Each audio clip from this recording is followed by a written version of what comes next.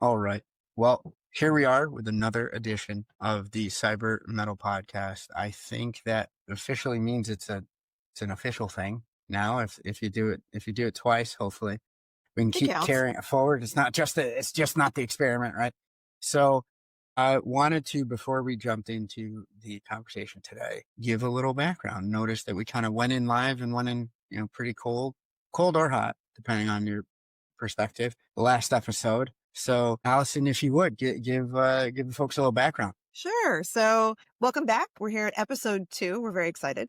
I'm Alyson Laderman. I am a 20 plus, we'll say at least a couple decades worth of litigation and business attorney. I'm currently the CEO of Accolade. We're a cybersecurity and AI security certification company where we bridge the gap between learning and doing. And though I am a practicing attorney, for the purposes of today's conversation, I am not your attorney. So we're not going to be giving legal advice. You should consult your own attorney, but we are going to give you information that will help you make decisions and to ask the right questions so that you know you're going down the right pathway as we get into today's topic. Awesome. Omar Sangurima. I've been in cybersecurity for, this is wild to say, I feel like I just started, going on 12 years. I've been working strictly in the healthcare space for 6 to 7, been a GRC person for about 8. And prior to that, more on the pen testy side, vuln management, a little bit more technical on that side of the house, and accidentally got into GRC and loved it so much I stuck around. So there, yeah, I think it's just wild how the time goes by, right?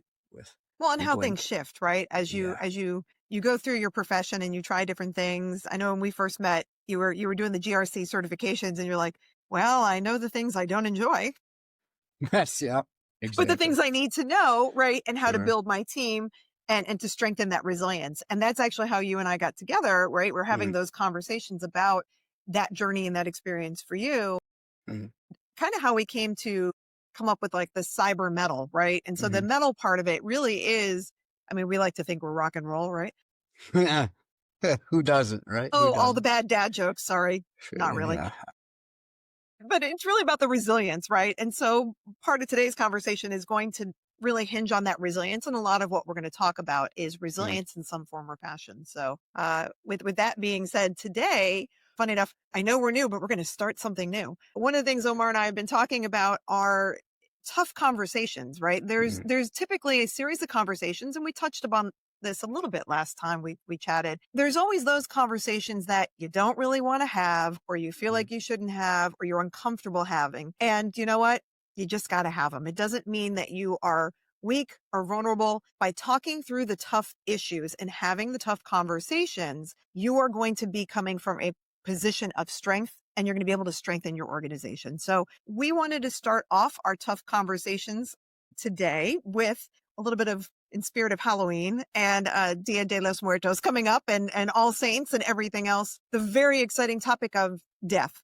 Um, so we want to talk about death today and business succession planning in particular, mhm, and also incapacitation, right? All the things none of us really want to talk about. And I can say, even from my personal experience dealing with it within my own household and with family members from a very young age, which I'll share, but also with friends that I have literally had to help navigate over the last couple of years in mhm. scenarios where the conversations weren't had and how that unfolded for them as people and as business owners, right? And as employees of businesses. And so that's kind of where we wanted to go with that today. How does that sound, Omar? Well, I think it's on the nose for the time period when we're throwing this down, we're recording. But I also think that it's one of those things that you don't necessarily want to break into, but it's one of those areas where you definitely regret not having set forth at the very least, general thoughts or intentions. Of course, you definitely want to hammer them in and get them a little more honed and have standard operating procedures, or this is exactly what we want to do. But more and more, I think you can't distinguish digital identity or your businesses or your personal digital footprint from who you are or who that business is. So in terms of, if you're going to have a resiliency plan as a backup generator for your house, or if you're going to have backups of information for your business, why not also, I think you need to, you'd be doing a disservice to your loved ones and your coworkers and your colleagues by not having this type of conversation that we're going to get into now. Agreed. Agreed. I have seen it play out for those that are still here, where their loved ones didn't have the conversation because they thought they were protecting their loved ones by not having the conversation. And the way that it unfolds for those that remain, to put it mildly, it really messes up their lives, right? They can't even move on from grieving because they're dealing with so much uncertainty. They're dealing with legal issues now because things weren't accounted for. The sheer breadth of what it is that when you leave behind, when you are no longer here, I don't think people appreciate, because we don't, right? We're told, oh, we shouldn't talk about death. We shouldn't talk about politics. We shouldn't talk about sex. We shouldn't talk about finances. Well, okay, what are we going to talk about? And the thing is, the more we don't talk about it, right? It doesn't make it go away. It just leaves your loved ones and your business hurting, quite literally, whether it's financially hurting, emotionally hurting. Like I said at the beginning, I try to figure out which story to pick from, right? I have way too many. I shouldn't have that many stories to be able to go, which one goes first, right? So we'll start with one of my friends had been married 40 plus years, and the husband was very sick and had gone through multiple surgeries at this point for organ replacement. So this would not be a surprise situation, right? That there could be a very real possibility that the organ is not going to take the second time because it didn't take the first time, and we should have that conversation. They did not have the conversation. He refused. And when he eventually passed, we literally it is now almost 3 years later, and we are still finding things that she's having to deal with. And this is with a lawyer friend, right? Who literally went in. We had to figure out how to break into the email addresses, couldn't figure out. They came and repoed the car because it was in his name and not her name. And they wouldn't take a payment from her because it was in his name and the bank was in his name kind of situation. It was that bad. We had to go and call and be like, no, we will pay it off. Like, it was a whole fight to get that car brought back. It should never have been repo, but they're like, oh, he's gone. Car comes with us. That's the contract, right?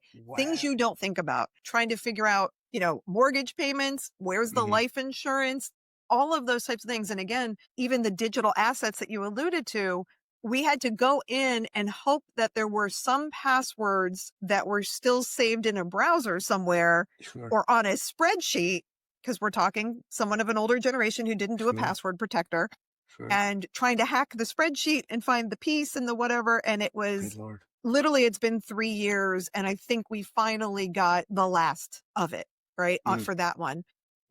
The other scenario I'm thinking about is another friend who last year, her mother, who was in her 80s, who was very, very healthy. So this is going to be the opposite end of the spectrum. Okay. Completely healthy, had bumped her head and had a little bit of a headache. It was like, this isn't feeling great. Was literally at Disney World, came home, week later, bumped her head again. And that set off a blood clot and ended up in a coma. And I got the call of, I think my mom is going to die. I need you.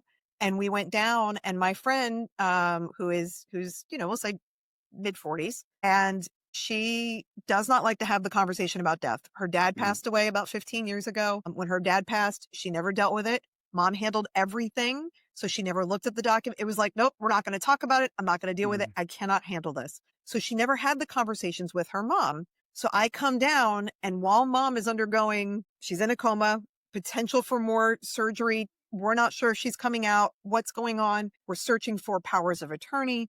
We're searching for how we find. It took 3 days of literally escape room style scavenger hunting of a house and digging and piecing it together to where my poor friend, who's like trying to deal with the trauma of being an only child. Mom is now comatose, who was her best friend.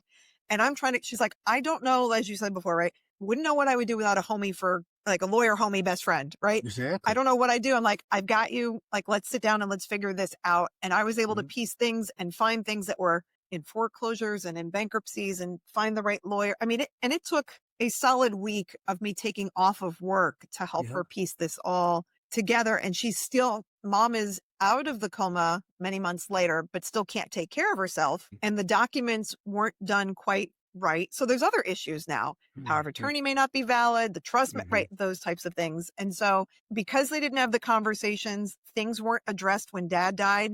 It's now change it to deal with, now it's just a mom and a kid. So the documents weren't there. And it's just nightmare after nightmare after nightmare. And part of that involved a business. So mom had her own business. And part of it was trying to figure out the law. It was an online type of store situation and trying to figure out, oh my gosh, what's with the business? Who do I log in? How do I get to the customers? How do I shut this down? We don't have other people to run this business, this organization. We don't have access. We don't have authority because there was no business succession planning for this particular business. And as you can imagine, and it's still a nightmare, right? That started almost a year ago and she's still dealing with all of that type of situation. And so, I've got plenty of stories, but like, let's just kind of pause and talk about what happens at a business where if someone doesn't show up because they're gone, what happens next for that business? What are the things that we need to put in place so that the business can have a succession plan in place? I think it's drawing corollaries. I mean, with like personal stories that I have in terms of relatives that in my situation, sometimes the relatives go, there's not enough there. Who cares? Don't worry about it. But what now I can see, having survived and, being on this side of the veil, so to speak, and seeing what happens is, even if that's the case, let's just game that out. Fine. Not a lot there. But the extra burden that you're putting on your loved ones, if they're able to manage that burden while also grieving you and have it not affect either side, the grief or the logistics, awesome. I think we just found, the next F1 race car driver, nerves of steel. Like usually human beings are going to be obviously affected by it, and they're going to do both poorly. They're not going to be able to grieve the way they need to for the loved one. The logistics are not going to get handled as they should, even if they're like low key, not a lot of assets, no business, right? Like, unwind kind of what, even then it's still, you're leaving that on the people that you love, that love you. And it becomes an absolute mess. Well, probate. Did you have to deal with probate? Because even at a low value, it is the worst. You don't want to deal with probate, right? No. So if you die without a will, it's called intestate, right? And if you die intestate, then it has to go through probate and the court has to deal with it. Doesn't matter if you've got 50 cents, right? It's going to go through the system to make sure, is there debt? Is it right? They deal with, where does it need to go? And what people don't realize is every state does it differently. And so, for example, it's literally, so unfortunately I had someone, I'm trying to, keep people's privacy intact. Sure, right? Of course. So someone who is related to someone very close to me recently passed away and knew that was on the horizon. And again, it was a 50+ year marriage. Right? And this was somebody who definitely should have known better and had several degrees, high level, and several letters after their name. And to this day, they cannot find the will because he was I got it. I'm the protector. This is my role as the man. I'm going to take care of it. He took care of it so well. His remaining wife, cannot find it. And in Georgia, not to give away the state, but in that particular state, the way that it's split is a third, like half to the way they split it is like the family, the wife and the kids. And there's 2 kids and the wife. And so instead of her just getting the house and the assets, everything's a third, because it's got to go through probate because they can't find the will. And that was never the intention, obviously. But now they're having to, in the middle of grieving of someone they were all very close to, trying to figure out, how do we get the stuff to mom? How do we get this to the person who really needs this to continue her life as dad would have wanted without the documentation? And you still have to go through the court, right? And it doesn't matter how much the asset is. If it's there, if there's anything, you got to probate it. If there's no document, you have to chop it. And it mirrors the same sorts of situations that you see even in enterprise, where it could be, as you say, succession planning straight away. The head of the organization dies, passes, or disappears, right? Just something happens, not there anymore. The proverbial get hit by the bus sort of scenario. That's right. That's one thing. But even honestly, sometimes in larger organizations, look what's going through the news right now with all the layoffs and all the churn in the economy. I'm positive that there's more than one, or at least one situation where they're going, wait a second, so-and-so left. We don't have the keys for this piece of the infrastructure. How the heck are we going to get this thing to work? Or how are we going to patch it? How are we going to update it? How are we going to even access it? Like, how did this thing work? We we didn't have the right documentation. We didn't have a good handoff. We didn't handle it well. Maybe we pissed off the person. We're like, oh, a whole set of permutations where at the end of the day, it's still, there's no clear way to hand that over in any sense of the word. At that point, then you're sinking, as you say, right, on the personal side, but on the enterprise side as well, you're sinking tons of time and effort into sometimes relearning SOP, standard operating procedures or infrastructure, trying to figure out how the heck does this thing work? How do we protect it? How do we, how do we keep it up and running so that it still generates revenue, right? So there's no hit to the business, even in less acrimonious situations where it's not a layoff, as you said, when there's just succession. How do we keep this afloat, right? We want to keep the legacy going. But if it's such a, you think, as you said, you think you're doing folks a service by not talking about a taboo issue. But at the end of the day, you're really cutting them off at the knees at that situation. It's tough. It's hard to handle. And if you're thinking, as you point out, right, it doesn't matter if it's a large business or a small mom and pop business or anything in between. Like I have started and have been an owner of a couple of businesses in my lifetime. And I can tell you when I owned my law firm and it was with an outside partner, so not a family member, right? Yeah. And we were bringing in a team of 6 staff members and everything else. We were very intentional about when we set up the business to put business succession in part of our planning. And so part of that business succession, it's funny, there's many layers to it, right? The first layer was, look, if I die, my spouse, who is not a lawyer, would not be able to own the company. And so there was a buyout provision so that he would have to be bought out because he can't own something that he is not licensed to do.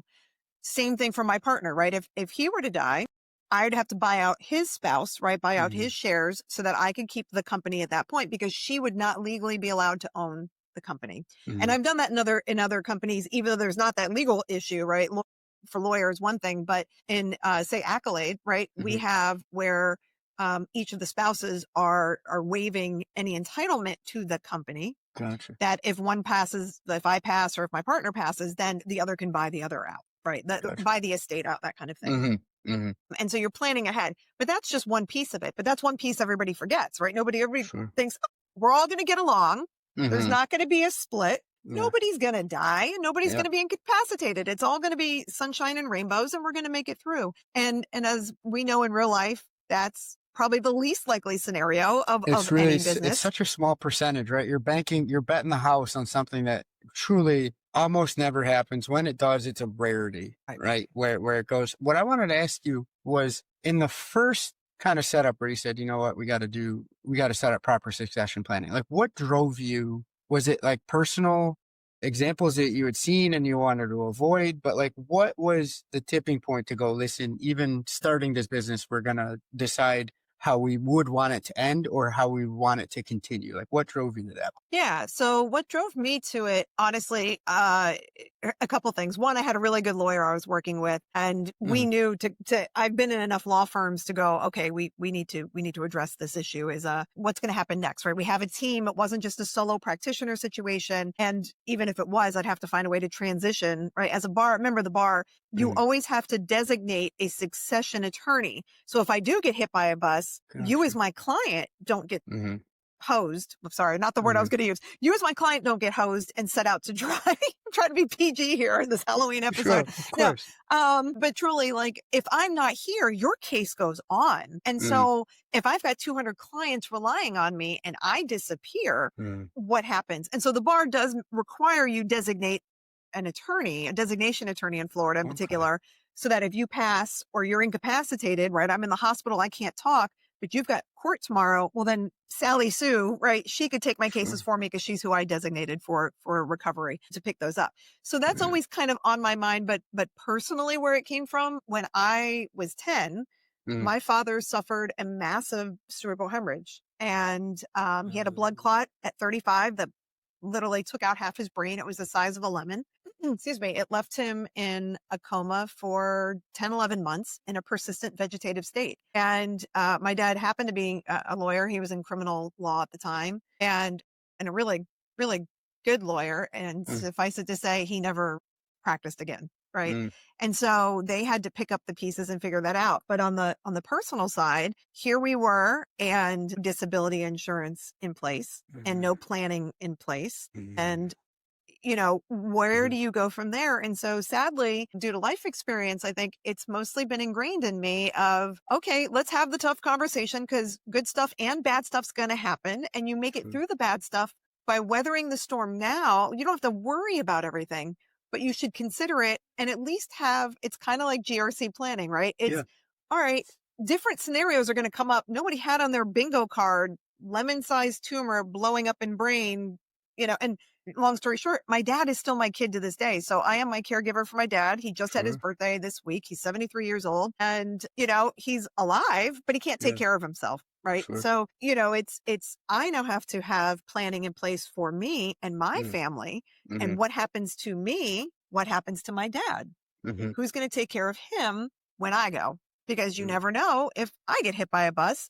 And he's still healthy, right? He's healthy and he's in a wheelchair and in a nursing home, but he needs somebody to pay his bills and get him certain supplies and take care of things. And we are extremely engaged with him.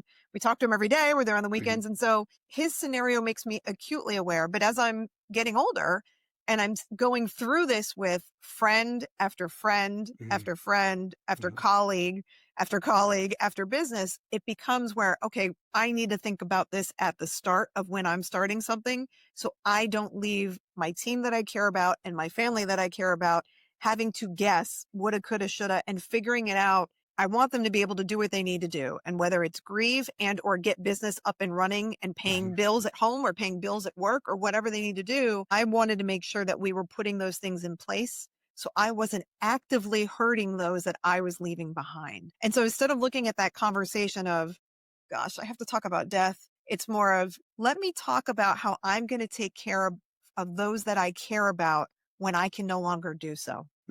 And if you shift the perspective to, I don't want to talk about death, tooey, poo, it's going to happen, to, look, it's going to happen. Doesn't mean me saying it out loud is going to make it happen.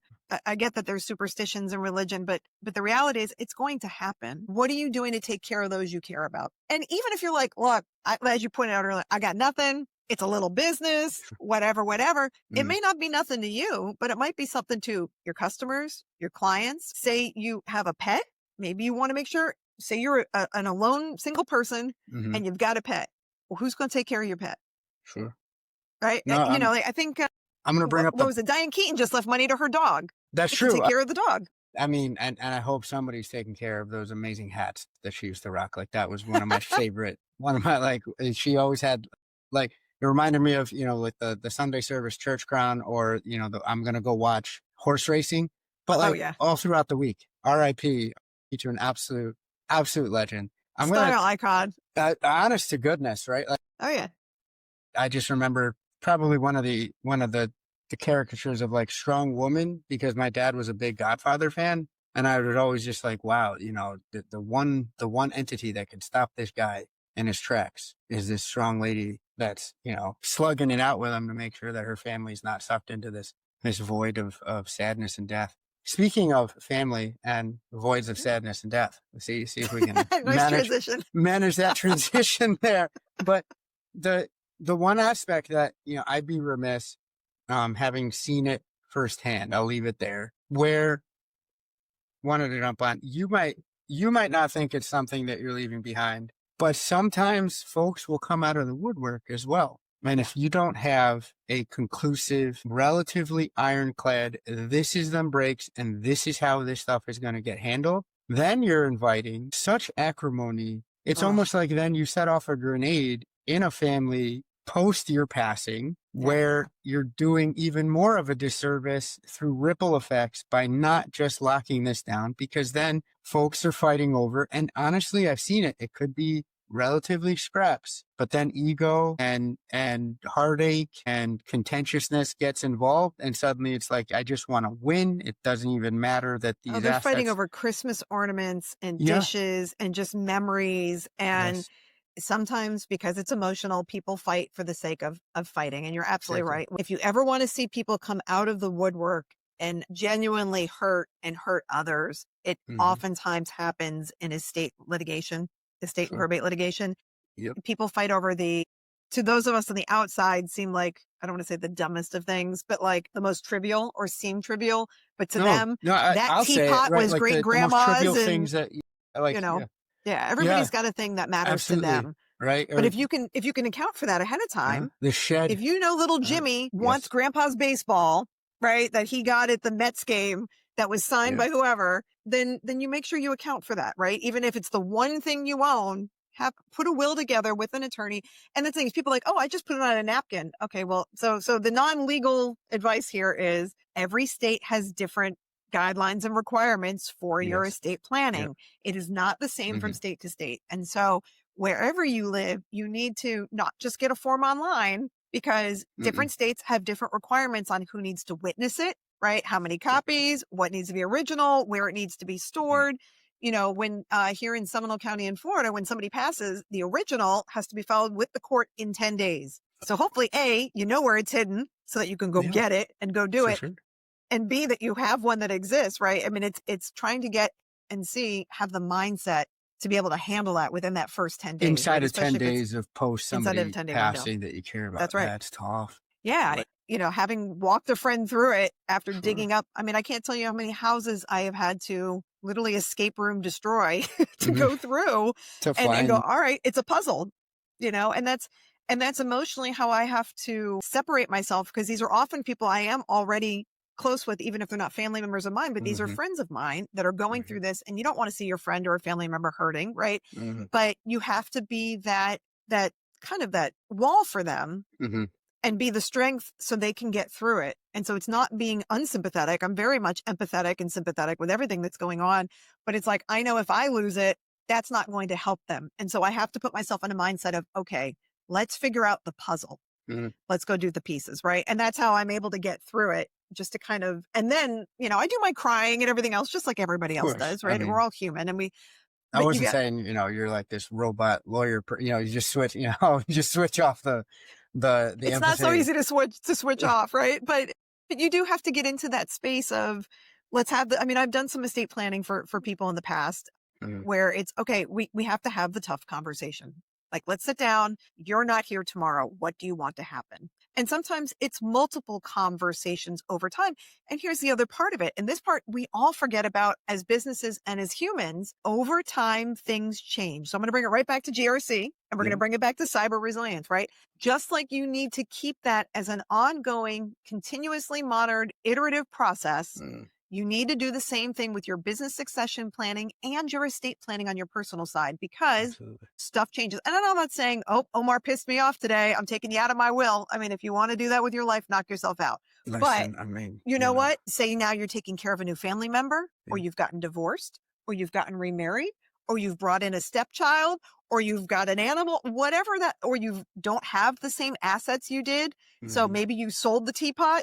Maybe get rid of the teapot in the will so people aren't looking for a missing teapot and there becomes a fight, right? And then suddenly thinking somebody stole the teapot. Exactly. So you do need to go back every few years, or whatever that cadence is for you, life event changing things, or just, hey, let me go revisit that. I'm going on a trip. If you're going on a trip, take a look at it. Goodness knows things happen on trips, right? Things happen every day on the highway too. But if you know there's a big life event, you've got a surgery, you've got some medical procedure, whatever it is, look at your business documents, make sure you've got the pieces in place that if you don't come back tomorrow, right? And it's not even just you. Look at your team. Look at those people who are indispensable, and do the cross training as we referenced earlier, right? You want to make sure if Omar's gone tomorrow, who can cover for Omar, right? And do the pieces that I couldn't do your job. You wouldn't want me touching your stuff and trying to figure it out. I can't pen test, right? I'm not going to pretend like I can get in there. And you got to look at it like the thing, and shout out to my leadership that they sat me down and said, listen, Omar, the best thing you can do for your team, right? I know you want to be a rock star. It's the place you love working. You like to go out and get after it, etc. All that fun stuff. But the best thing you do is build systems. Now it's not so much about what you're doing. And I'll say it right off the top, hard transition to make mentally. But even in succession planning, you want to build some sort of system, whether it's going to carry your final directives, it's going to carry, hey, this is the intention that this is what I wanted to have happen after, or at the very least, you wanted to protect what you've created such that it can keep going once you pass. You can have that legacy. So either which way you are thinking you want it, that note that you want to hit at the end of your song, it still goes back to, you have to have that conversation, and you have to plan it. right? But failure to plan is planning to fail. It's never so much, I think, in front of your face as it can be when these sorts of situations happen. Your stories are bringing up, I think, seeing my dad with get really, really sick, find out he needed a kidney, seeing him go down. And even when he came back, we weren't sure how is he going to come back, right? He was in a coma for a while. What's going to happen? I think that for me, that I was 10, my sister as an MD, I think in a good way, she's a bit more direct and engaging with these types of hard conversations, at least on the personal succession side. Like, hey, listen, right? This is what anytime mom has a procedure, okay, I've updated, the medical proxy. Here's the power of attorney. Here's everything that's going to go on. And some would say maybe a little too, like, you seem kind of gung ho about talking about hard stuff. But she, as an ER doctor, that's just right. She switches in, dials in as you do as a professional, helps navigate and get it done. But even, my in-laws, before they went on a trip, they took a big trip for retirement, made sure we made sure to tell them we were pregnant before they, just in case, God forbid, something were to occur. But I also heard, I heard it through the grapevine kind of when they got back. They sorted out everything just in case. You never know what's going to happen on a plane or traveling. You don't want to get sick. So it's not, and they did it again. And when I asked them, hey, that's, and they're relatively young. So I said, what? Well, we don't want to put that on y'all. That's really, what they hit me with. And that was a watershed moment in terms of like, it's a final sign of love. It's a final sign of care, sorting it, or at least setting some intentionality. Because even that can help. It's not definitely as ironclad as you're saying, and you definitely want to go down your route. I'm a fan. You want it all written down because, as you said, probate's nuts. But at the very least, it's expensive. I've seen people probate. Oh my gosh, over a house that was less than $100,000, and it cost this person something like $30,000 in attorney's fees for a house that they definitely didn't want. Yeah. That was just going to go to the person anyway, but there was no will. Yeah. And it was a fight to go through probate to give the house, like this third party had to spend close to $30,000 to probate a house that was just going to go to the human living in the house, who was the wife of the person who, it was insane. Absolutely. And not helpful. Mm-hmm. And a year and a half, close to 2 years of dealing with it because the court system was slow and it was during COVID. Because that's the other thing is you don't know what's going on in the world, right? Absolutely. Other things are happening. And so, none of this is going to say, oh, you're going to have a definitive, this is how it's going to go. But just like cyber resilience, you're going to have a plan that at least gives you some ways to address these different contingencies of things that may happen, whether it's completely gone, incapacitated, kind of, sort of here, can make some of their own decisions, but maybe physically limited, right? Type of thing. And everything in between. And so you do the best you can, but like if you ignore it completely, you're not doing anything. Sure. You are going to set yourself up for the worst possible scenario at that. Trying to come up from behind in that area, especially if it's at work and you're going, wait a minute, we just got a new boss because the owners didn't think this through. And now this person doesn't know anything about our field. They don't have any experience in this area. And now they're going to be running this company. Oh, by the way, paychecks are due. And how do you get that person up to speed if they don't have any idea and nobody knows where the passwords are and you don't have the standard operating procedures in place and all of those other things. So, it's taking the time to put the things in place, but I want to take a step back. So as you mentioned with like your in-laws, how do you what's a great way to start that difficult conversation with somebody who, like my friend, clearly doesn't want to have it, who now living through it regrets it? How do you get somebody to want to have this? Nobody wants to have the chat, but how do you get them to the table to have the chat, whether they want to or not, and be receptive to the conversation? I think the ways I've seen it happen, because it's funny, obviously didn't get to have it with my father. He got sick, came back. And then after that, he was the one that was like, well, there's not much there. And then, COVID, as you said, COVID snatched him. And that was he was relatively correct. He had remarried and had a surviving spouse, obviously. And then, myself and my sister weren't going to be like, hey, fighting over anything. So that at least, but again, very slim, doesn't happen a lot.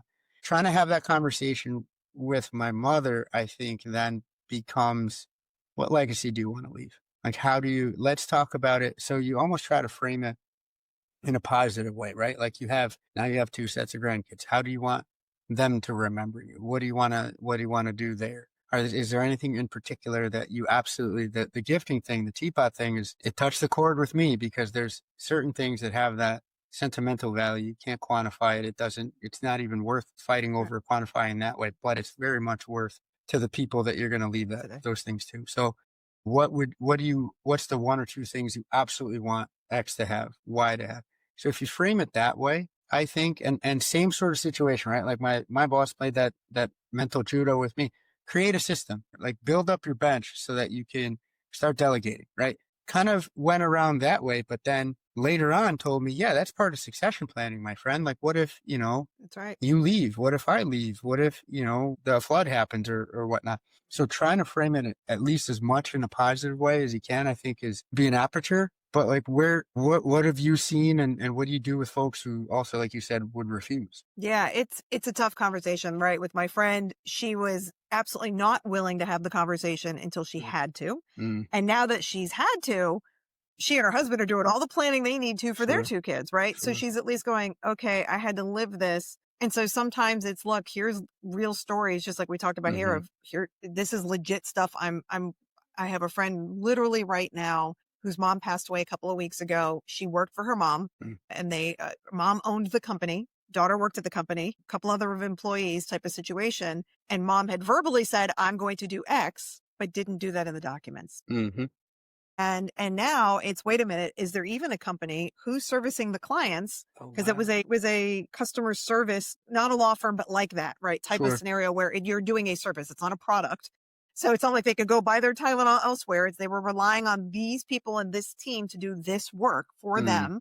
So it's very much customer facing service type of work. And now they're trying to just figure out, well, she had a spouse, but not really certified in the right field of what they do to do the work. And now how do we deal with that? Right? Because it's it's a stepfather daughter scenario, and it's a mess, and trying to figure out how to undo it. Right. So I can tell you when it happened to me with my grandfather, so my dad's dad, he kept trying to have me come to the table and have the conversation. And I was very close to my grandparents pretty much raised me from 15 on. And so when my grandmother passed, I had to go down to where they were, and he handled it in I need to rip the Band-Aid off because I have to take care of your dad and I don't have time for this. And as much as, they were married 50 plus years. Okay. So it wasn't that they didn't care about her. He very much did. But for him, I need to keep functioning because this human is relying on me, right? It's like, it's his kid. It's not like having a kid, but my dad, even at that age, was like having a little kid, right? Because he needed help. And so we went down, and it was very much, I need you to do this. And in a 2-day period, it was, we're ripping all the Band-Aids off and the clothes are leaving the house, and we're going to do this and the cremation and the everything down the line. So when it came to, 10 years later, when he was like, look, I'm not feeling well, we need to have the conversations, I was a little resistant. And then I was like, okay, let's have some of the conversations. And thankfully for him and his ability to think ahead, not only did he take care of everything, but he literally left me the best present ever, which was a box. And in the box were just like you said, procedures. It was, call this number, this money goes to this person, that they're on the policy. Basic things you can do. And again, check with your lawyers and, on this type of stuff. But like transfer on death. So if you've got investment accounts or bank accounts, and you don't want to deal with a will, even if you've got nothing, you should. If you do a transfer on death, then it will take it out of that probate process in theory. I don't want to give legal advice, right? I'm trying to be very careful. But in our scenario, right, we put in transfer on death. And so the accounts that needed to go to certain people went directly to them. And the phone numbers of, here's where the pension is, here's how to cancel my Social Security, here's where all the bodies are buried, essentially. No pun intended, right? But it was, here's the things you need to know, here's the account numbers, here's the logins, here's what you need to cancel. And he made that easy enough for me that that's the gift I try to give people when I have the conversation with them of, I was able to deal with my best friend and my grandfather, who essentially was my dad, right, who raised me, the last of my parents, as far as I was concerned, passing, and transition into caregiver mindset for my dad full time. And he gave me that gift of just follow these steps. You don't have to think about it. And that's such a blessing. And being able to share that and say, look, you can do that for your family so that they can move on. Like, it makes me teary eyed, right? So that they can grieve and that they can move on and they can continue on right? With one of the friends that is dealing with the mother who is incapacitated, more or less. A part of it is realizing, oh God, I thought she had a life insurance policy for X amount and it's not that. And I Yep. thought my mom cared about me, but she didn't put these things in place. And Mm, looking at it on the back end and going, mm, how do I fix this? And how do I help her? Like at this scenario, look mhm, how much is not done has been a huge wake up call. And whether or not her mom has the mental capacity to actually do those things now, I don't know mm, that she does or doesn't. Right. I haven't seen her since this all started about a year ago. So it's like you want to do it when you have the brain power and the wherewithal to be able to do it and to make those decisions. As you say, leave that legacy, mhm. whether it's, it could even be, look, I don't like my family and I want to give all my money. I love the local theater. I'm going to give the money to the local theater. I'm Absolutely. going to give it to this nonprofit. I'm going to give it to the puppy shelter. Whatever it is, even if it's 50 cents, I'm going to go feed the food pantry. Yeah. Whatever it is that speaks to you, don't do nothing. Do something that is meaning to you because it's a gift to yourself. It is Mhm. literally your last thing you're going to say Yeah. when you're not able to say it Mhm. or do it.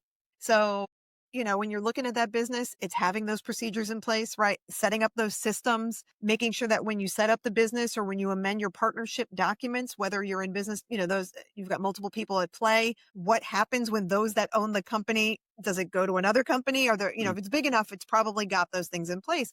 But if you're small to mid size, mm, you may not have thought about that when you were putting it in place, right? You want to know if that person on the team doesn't show up tomorrow, how are you going to get into their passwords, have the systems in place, just like you talked about. So I am guilty of this. mm.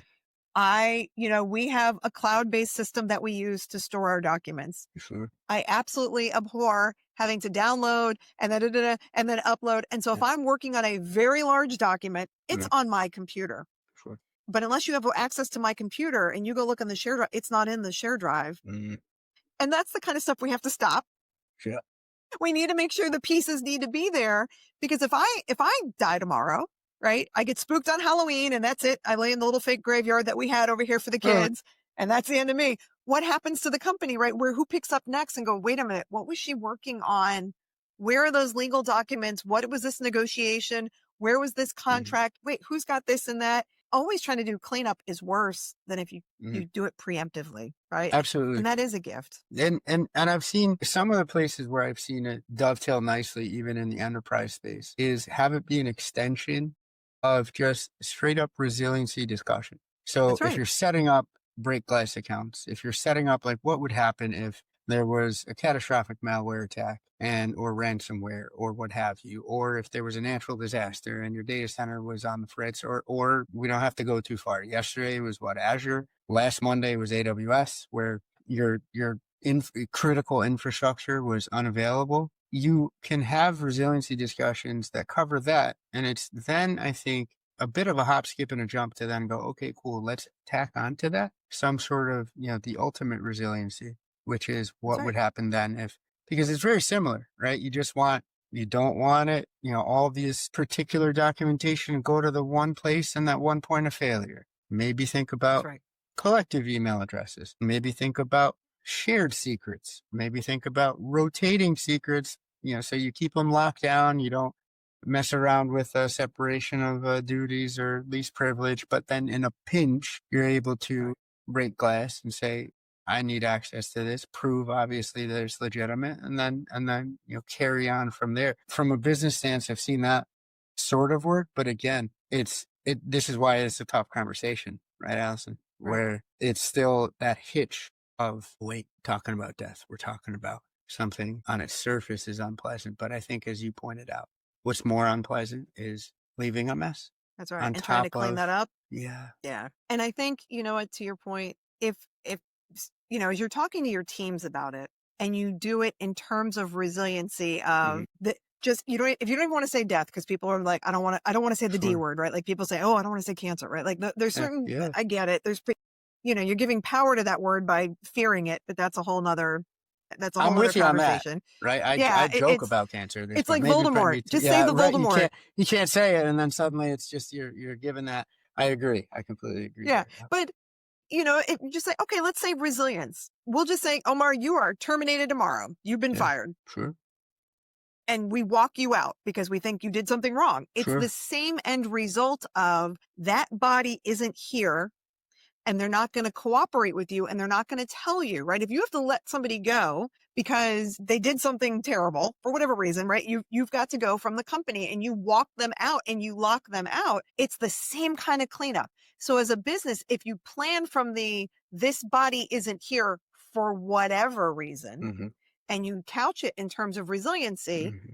then you don't have to talk about death, but you're talking about death. Sure, right? you're It's the same covering end result. exactly. You're covering it. You're still resilient there, and that's absolutely a great point. With there could be situations where the people are there, but they're unwilling. That's right. Could just be It's essentially you're dead to me, even though they're still alive. for sure, right? Like how'd that AWS outage go? It's a shame, right, that I'm not there to help out anymore. Whoops. Yeah. And without, I keep looking up and remembering, because you're bringing up, we had a teammate a couple years ago, passed away very young. And one of the things, the way that I think the team got past it, and it was the way the team got past it was we kept saying, this is what they would have wanted us to keep going and have it all locked down and to continue their great work. You can still mourn and still remember them and be sad for them. But when they were here and they were that teammate and they were getting after it, right? We can't let them, we'd be letting them down by letting it fall or letting it falter or having it give us a hitch in our step there. So it's just, it's a tough conversation. It's bringing up a lot, I think, on both sides here, but it needs to be had. Well, I'm glad I got to have it with you. And I mean that sincerely. I mean, you and I find a way to just deal with the tough conversations and go, all right, what would you want? Right? Like you've got a wife, you've got a daughter, you've got a sister, right? You may want to leave stuff to your sister. Like, oh yeah, I've got this from our childhood. Like I've got these photos. Maybe you want that kind of scenario. Sure. And by taking the steps now, you're leaving them a final present, right? Of whatever it is you want. And it could be, something I can tell you that I actually thought was super beautiful and sad. And like, we literally sat there and bawled. I'm not going to pretend like we didn't cry. Like that was the one time I lost it when we were scavenger hunting through my friend's mom's house, to find the pieces to try to figure out what goes where. And oh my gosh, there's a payment tomorrow, quite literally. And then how do we get into these accounts, and let's go steal her laptop and hack. I don't want to say hack, but no, but basically we took steps necessary to get into things that we didn't have access to. Right. Sure. And do all those things. But we found in the third room, hidden in a folder of an emergency thing, all the pieces were in different rooms. Some was in the closet. I mean, it was a mess. But one of the things we found was a letter from her mom to her. And it was literally how much she loved her and how proud she was of her. And all of the things that if you had one more chance to say something to makes me teary. No, it's but it was beautiful. Like, it gives you that planning, gives you that opportunity to leave them that one last thing of, I didn't leave that unsaid in this lifetime, whatever it needed to be said. Yeah. It's, I've seen the opposite where you could see there was a fight that was left unfixed between the people.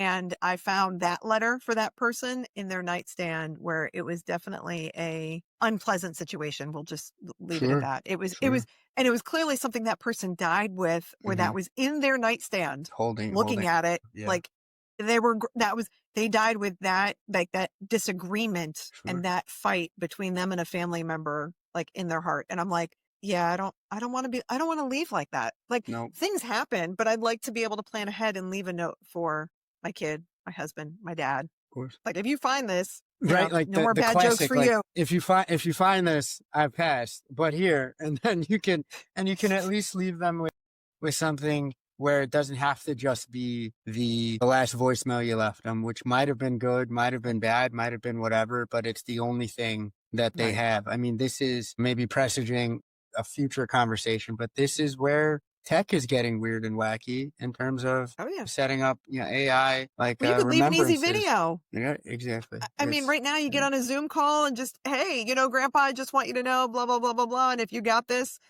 and the weird thing is, not to make this sound weird, but like, you can even make it fun. Like if that person obviously is going to miss you and that kind of deal, you can make it in a treasure chest. Like, it doesn't have to be a big box of death, right? You can make it like a Goonies situation. That's absolutely going Like, to happen. I promise you.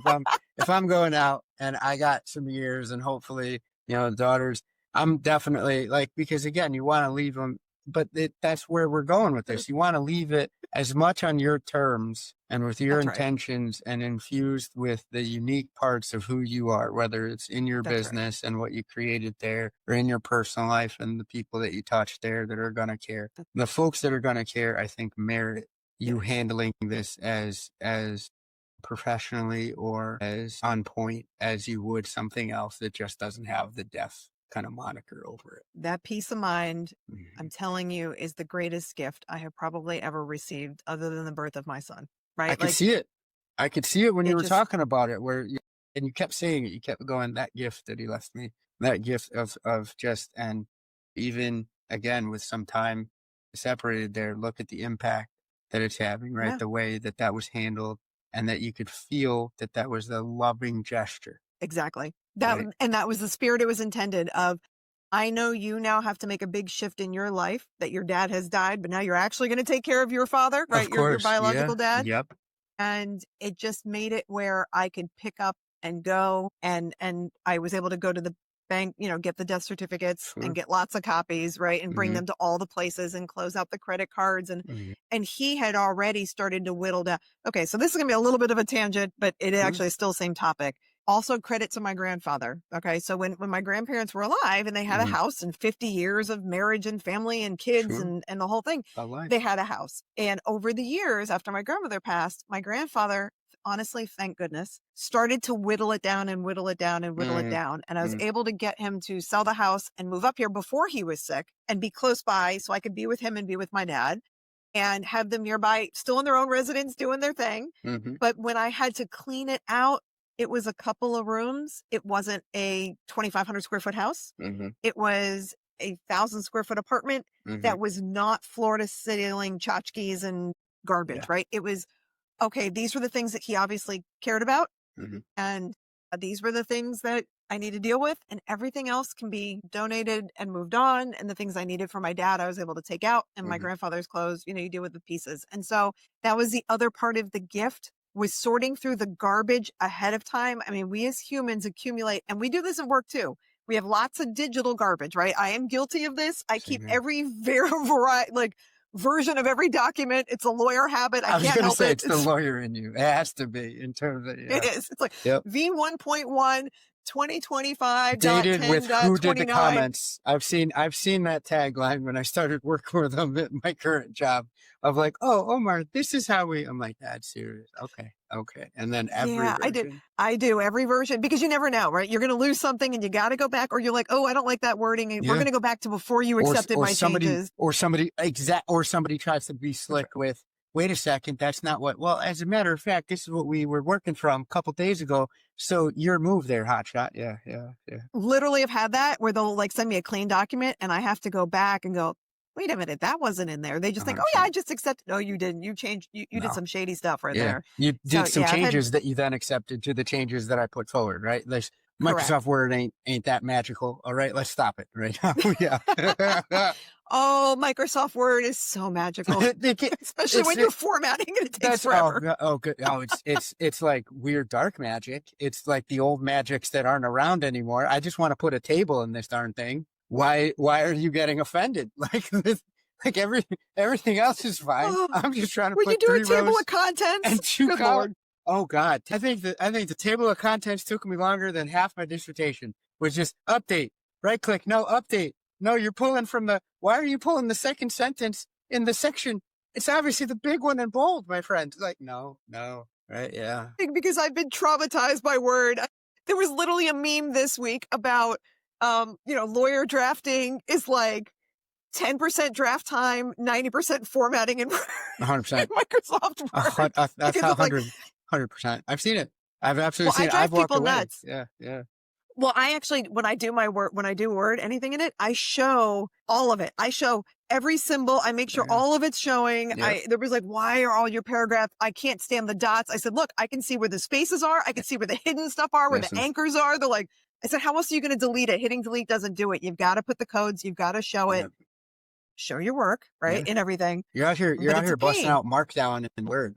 I like your style. I Really, do. that's pretty dope. I stress people out with it. No, Like, oh God, take it but it's off. helpful. Hurts my eyes. Right? Hey, you want It to, is helpful. like, listen, Markdown is, like, as a ServiceNow friend and aficionado here, like Markdown has saved our bacon in a ton of instances, because getting a Word document into ServiceNow, if you don't do it in Markdown, you're going to have a bad time. Oh yeah. It's, extra tips that we weren't planning on today. Death Little and tidbits. Word. Exactly. Right. And sometimes, and who knows what it's going to be, right? With that new AI help, like Clippy 2.0 nonsense. I haven't played with it yet, and I'm afraid to, because I just started liking Clippy again. Right? I honestly miss Clippy. Yeah, exactly. Like, I got the nostalgia mostly because you could turn him into different things, like the little dog. And there's enough like time between, right, where it's like you don't speak ill of the dead, right? Bringing it back to the, okay, cool. Clippy wasn't that bad. Zombie like, Clippy? Yeah. Oh God. But now some amorphous existential dread blob that has AI powering it. I don't know. Shout out to Microsoft. Somebody figured that was going to be as innocuous as possible, but I don't buy it. We'll see. I don't mind adapting and learning new things, but I don't need to be an early adopter until some of the stuff is worked out, especially if something like Word is my bread and butter. And if I lose it, like the document I'm working on, I will lose my stuff. Yeah. Lose my mind. Absolutely. Nothing worse than losing your Word document or the content in there and the things behind it. Ooh. Oh no. When you're drafting and you're especially if you're creative, right? If you're writing a book or you're writing a contract, or forget it. Losing that is a death knell. You had great ideas, and you were crowdsourcing the ideas, and you got the structure. Everyone's agreeing to this is how it's going to get done. And suddenly it's evaporated. I don't. Oh, you mean like last week? Hey, how about that? Where that we had great, awesome ideas. Another tip on resiliency: don't always trust your cloud provider. Don't always trust cloud. Right. Yeah. We learned that the hard way last week. We had a cloud environment we were using. And we had all of our great ideas that we want to talk about in these tough conversations, and magically we were locked out. Thank you, Google. It's the two of us were both like, I think part of our anger was obviously at the situation, but then both of us shared, we were angry at also, we knew better.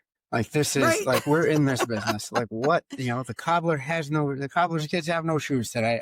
We gotta have to fix that. And now we have resiliency plans in place. We do. You bet your bottom dollar that I'm pulling that down every so often just to have it. And that's right. And having versions. So, but see, that's how we learn, right? We learn through mistakes, and yet we tell other people the stories of the other mistakes, and you hope they learn so they don't have to go through it. And then, we do it ourselves. So long story short of all of this, right, is have the tough conversations, figure out what it is you want to do with your business, with your personal life, whether you think it's a lot or not a lot. The people that you're leaving behind, or the animals or the businesses or even the nonprofits or your church, whatever, temple, whatever that it is for you, you can put those things in place to make it your last say, right? And you can do it while you still have say and you have the ability. On top of that is planning for those weird situations, kind of like my dad, where you need help in a way you never thought you needed help. And getting the legal documents in place to allow those to make the choices for you and to make those decisions to help you get the medical care, the residence, the wheelchair, or whatever facility pieces that you can't get on your own because you're not able to do it anymore. That's a scenario that none of us want to plan for. Of what if my life just absolutely changes tomorrow and I'm still here, but I can't deal with it?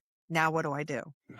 And you can make some of those decisions now of, look, if I have to, then like if something happens to me tomorrow, then my husband is going to make certain decisions, right? But if something happens to me and him because I'm too lazy to change my document, well, then my son makes those decisions, right? Like, and so everybody can, and then after that, I think, don't laugh, but my ex-husband is in there somewhere, right? Listen, like we have planned for him. He's part of my life. You have a resiliency and a succession plan in the ultimate sense. You've seen it. I've seen it, where the alternative is grim. Yeah. Where suddenly it's like, well, who would have won? Well, I knew Gramps most, or I knew Dad the most, or I knew this, or you know what? Grandma would have won at XYZ. That can cause divisions, which I'm living, that you don't heal back from. There's members of the family. There's no recovery. No. I saw that in my family, with a couple of aunts, we'll just say on the maternal side, and there was a dispute over property. at the death of their mother. And that was back in 1992, 93. And they, to this day, still do not talk about it. Yeah. They don't talk to each other. They're like, nope, that, like you said, you do not come back from that most often. That is a wound that doesn't heal, because you never know, unless that person said, this is what my intention is. It's always going to be my position versus your position versus Billy's position versus Susie's position. And I knew them better. I've seen that. Huh? Yeah. I knew them better. Oh, please. Wait a second. Or when they start finding documents, right? I've seen that litigation where, no, this was grandma's will. Oh, well, magically well, that handwriting looks awfully different. Well, yeah, but her handwriting was shaky. Well, this was done 30 years before. Is that a strikeout or an underline? Right? Right. Like the classic Succession episode, right? Is your name True. crossed out or is it underlined? Well, obviously Dad would have wanted me to have the company. Oh, really? So, and it happens at all levels. It can happen, obviously, when you got Murdoch money, right? If that's what that show was based on, or if you got, Sangurima, $20 in your bank account, exactly. if you're lucky enough to have a house, that's the thing is, people go, oh, I have nothing, right? But at the same time, you've got something. You're wearing clothes. You might have a wedding ring or not, right? Or Absolutely. a watch or something that is something to someone. No matter what, if you get stuck in probate, you don't want to do that.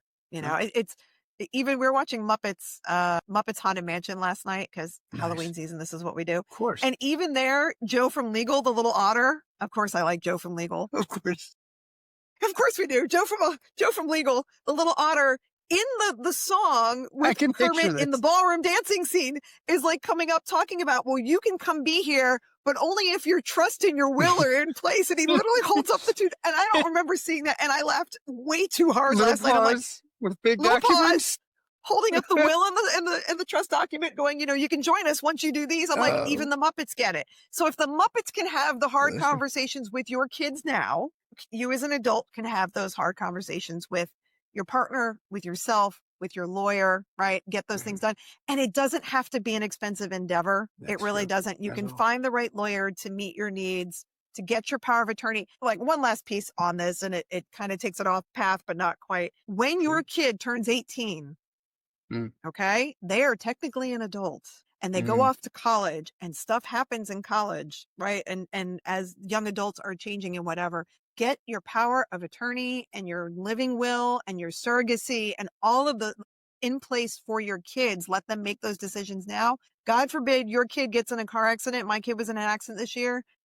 Nothing takes your breath away as a parent like the call of, Mom, I've been in a really bad accident, right? I'm like, okay, at least he's talking to me at this point, right? And I had to go to the hospital and the whole 9 yards. He's 18. He can make the choices at that point. But imagine if he ends up in the position where he can't make the choice, but he hasn't designated you the ability to make that choice. And all of a sudden your kid is on, I hate to bring up the scenario, but like, I always think of like Terry Schiavo and like my dad. Now they're on breathing tubes, right? And all of these things. Did your kid want to remain in a comatose state for 10 months? Like, ultimately, my dad came out of that state because my grandmother fought to pull the breathing tubes off of my dad. He didn't have the documents in place they were like, no, our job as medical is we have to keep him alive, no matter what that version of alive means, right? The Hippocratic Oath, right? We got to keep him alive. And we're like, yeah, but he wouldn't want to live like this. And my grandmother's like, we are taking him off the feeding tubes and the breathing tubes. He still has a trach scar to this day. I mean, he had it for 10, 11 months. And they're like, we're not doing that. She's like, we are, even though there were documents. They're like, well, then you need to do it. And she's like, show me how to do it. And so she started weaning my dad off of the stuff. And once he got off of the breathing tube and started breathing on his own, he came out of the coma. In that scenario. Like, I mean, this is not going to be hey, this happens to everybody, but that's literally what happened in my life. Wow. And my grandparents said, great, give me my kid. I'm taking him home. And that's what they did. And my dad's right side paralyzed, but he can communicate. He can express his needs. He can binge watch to the end of Netflix and all the other streaming providers and everything else. He goes to activities. He sings along. Or he can't do his own bills. He can't dress himself, but he does have a quality of life with help. So as a parent, though, you want to make sure your kids have those things in place when they come of age, because God forbid something happens. You want to be able to make sure you can make the medical decisions for your kids still, right? If that's where they are as young adults, until they're able to shift that to somebody else. So work with a lawyer. There's several that do it at like college prices just for your kids to make sure there's you want to make sure, because when they're adults, it's on them. They don't have to tell you anything. Yep. They're their own little human at that point, right? Yep. So it's stuff we don't think about, and it's part of that succession planning, but helping start the conversations with them so that they're comfortable having the conversations with their family, right? The only way to break this cycle of we don't talk about it, we don't talk about Bruno, we don't talk about death, right? Is doing it. Is, look, this is uncomfortable, but let's make it not so. I think that's perfect time. If you're not weird about it, they won't be weird about it. Yeah. And you set that tone. I think that's the perfect place to leave it. A tough conversation came out on the other side, and with a little bit of hopefulness, right? Setting up that next generation with the tools they need to have the best shot at getting out there. Agreed. Way to go. Awesome. All right. Thank you. Thank you. Thanks for this has been great. And again, we managed to still find a through line of hope, I think, through the tough conversation, which I think I hope we continue to do with the other tough conversations that we have slated with that doc that we were able to recover. So yeah. Resiliency plan that we now have in place. Absolutely. Thankfully. All right. Well, if there's other topics that you all find that are tough and you want to see if we can try to tackle it or have that conversation with and work through, we're happy to do it. You can put it in the comments below. And any other feedback you have, because we want to make sure that we are mindful of your time and making this a useful exchange for everybody. Awesome. Thanks, Alyson, as always. Thanks, Omar. Take care.